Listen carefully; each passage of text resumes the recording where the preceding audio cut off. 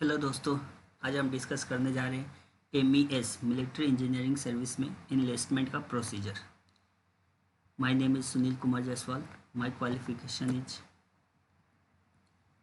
MCOM MBA LLB CA CS CMA final. Like this video and subscribe our channels. Our email ID is jbrgroup007@gmail.com. Mobile number is 9205103919. You can make any message on WhatsApp. Note: all the information available on the public domain on mes.gov.in.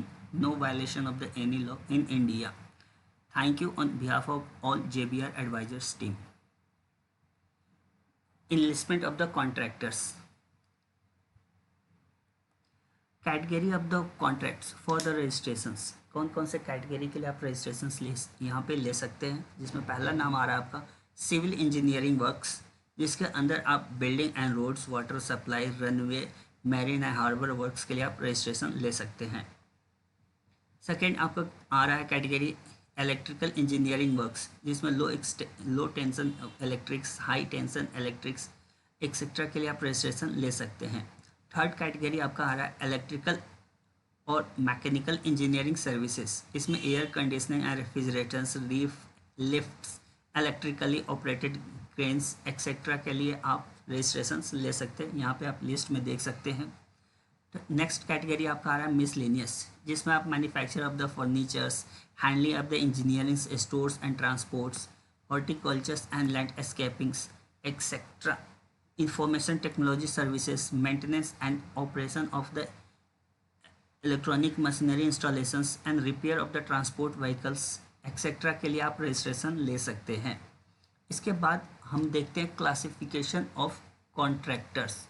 Means कौन कौन से contractor है जो different class category दिया हुआ है कि किस कैटेगरी में आपको अप्लाई कर सकते हैं। तो पहला आपका ऊपर में दे रहा है आपको क्लास। ये क्लास ये शो करता है कि किस किस कैटेगरी में आप रजिस्ट्रेशन ले सकते हैं। उस कैटेगरी के लिए आपको अपर टेंडरिंग लिमिट क्या होगा, मतलब मैक्सिमम अमाउंट जिसके लिए आप टेंडर कर सकते हैं। नेक्स्ट कैटेगरी आपका आ रहा है value of the standing security deposits. जिस कैटेगरी के लिए आप रजिस्ट्रेशन लेंगे उसके लिए आपको इतना अमाउंट से एज ए सिक्योरिटी डिपॉजिट्स करना पड़ेगा। नेक्स्ट कॉलम आपको आ रहा है authority competent for enlist. Means कौन सा अथॉरिटी के पास आप रजिस्ट्रेशन ले सकते हैं।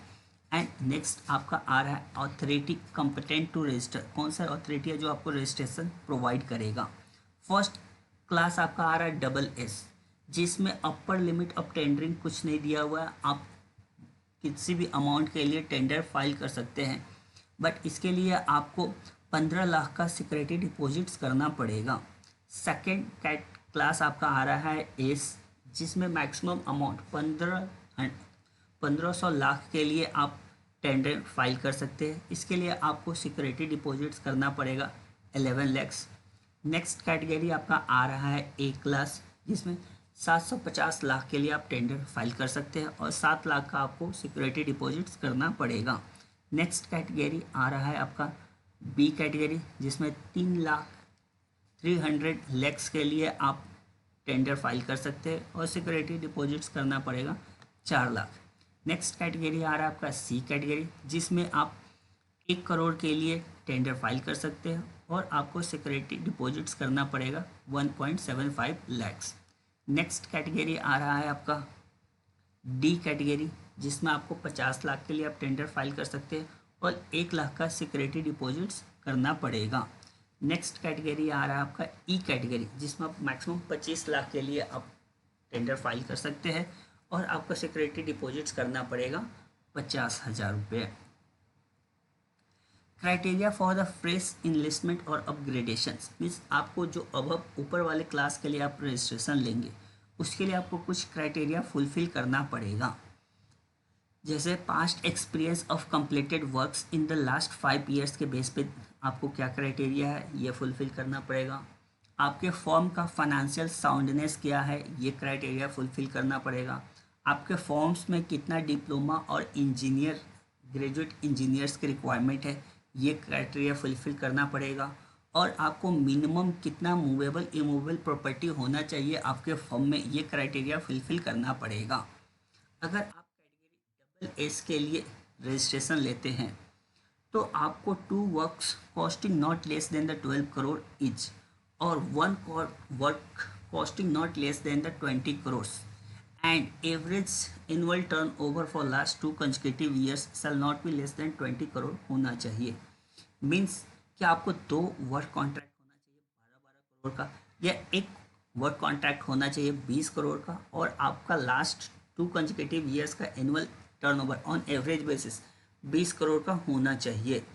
फाइनेंशियल साउंडनेस की बात किया जाए तो आपका फॉर्म अप टू 8 करोड़ के लिए साउंडनेस, फाइनेंशियली साउंडनेस हो, या financially sound for engagement up to 40 crore हो, एंड वर्किंग कैपिटल आपका कम से कम 75 लाख होना चाहिए। कितने एम्प्लॉय के रिक्वायरमेंट्स है, तो आपको 3 ग्रेजुएट इंजीनियर्स होना चाहिए जो गवर्नमेंट रिकॉग्नाइज इंस्टीट्यूट्स से डिग्री होल्डर होना चाहिए और मिनिमम एक्सपीरियंस उसका 5 इयर्स का होना चाहिए।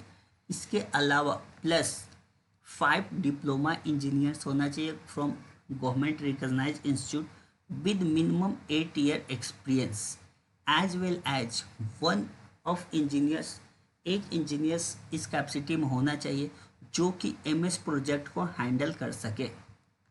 और मूवेबल इमूवेबल प्रॉपर्टी का कम से कम आपका 120 लाख रुपए का मूवेबल इमूवेबल प्रॉपर्टी होना चाहिए।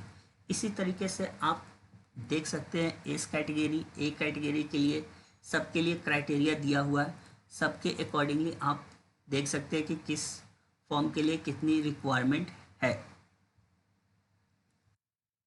अलावा आपको कुछ स्पेशल टी&पी प्लांट एंड मशीनरी के रिक्वायरमेंट है जो अलग अलग कैटेगरी के लिए अलग अलग रिक्वायरमेंट्स दिया हुआ है। आप अपने स्क्रीन पर देख सकते हैं कि किस कैटेगरी के लिए कितनी plant and machinery T and P equipments की रिक्वायरमेंट है।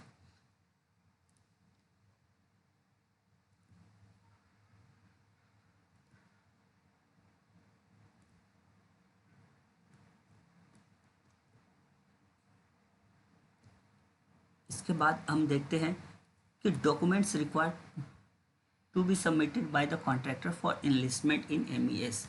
मिलिट्री इंजीनियरिंग सर्विसेज के लिए क्या क्या डॉक्यूमेंट है जो एक कॉन्ट्रैक्टर को सबमिट करना है फॉर इनलिस्टमेंट के लिए, वे 1 बाय 1 करके हम देखते हैं।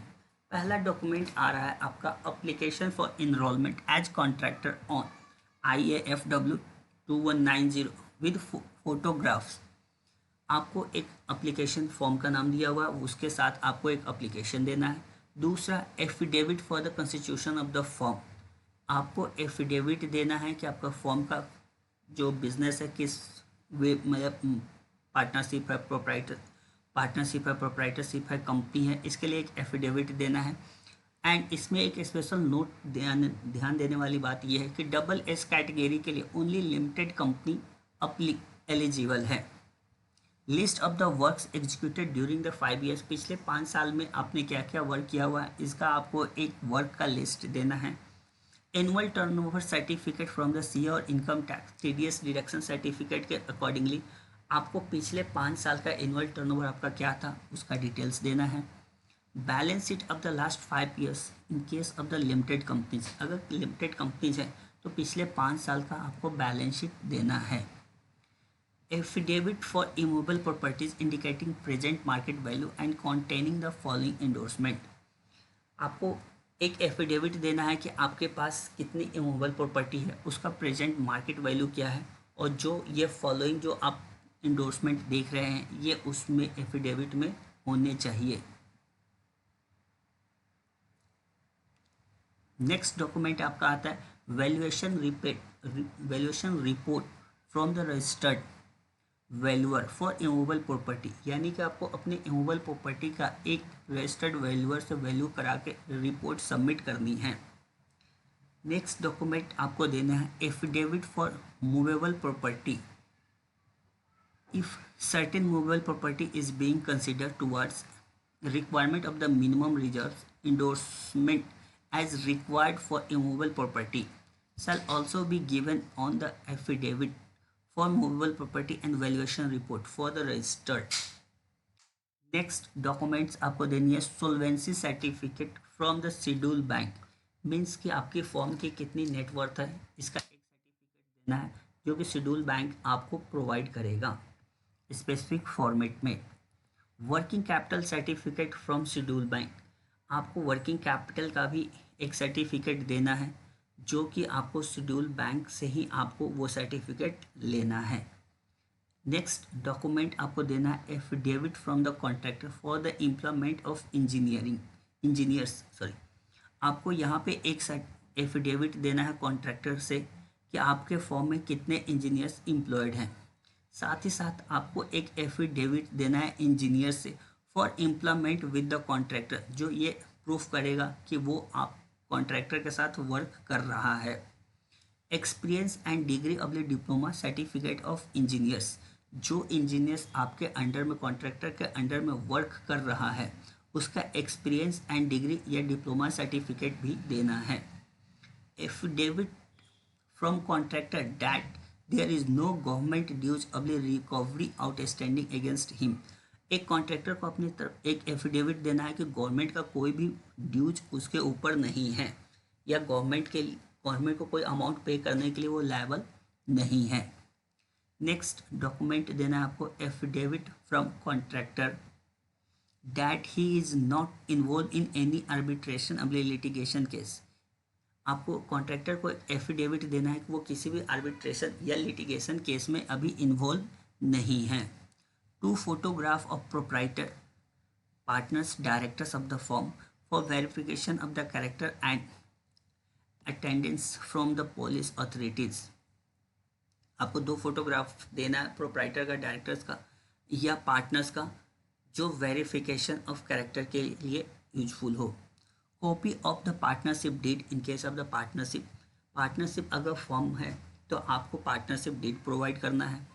अगर कॉन्ट्रैक्टर लिमिटेड कंपनीज है तो उसे मेमोरेंडम और आर्टिकल ऑफ एसोसिएशन प्रोवाइड करना है।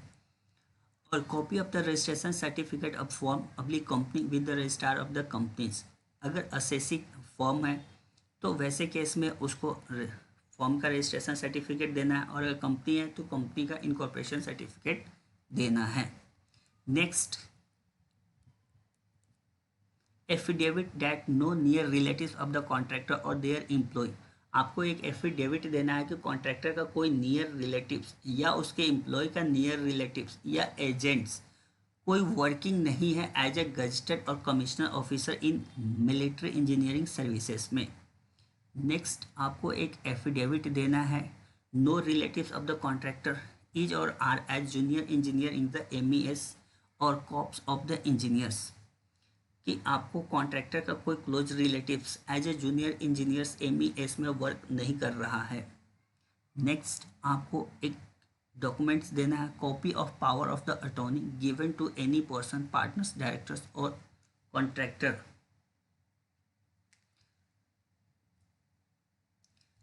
Bye the contractor.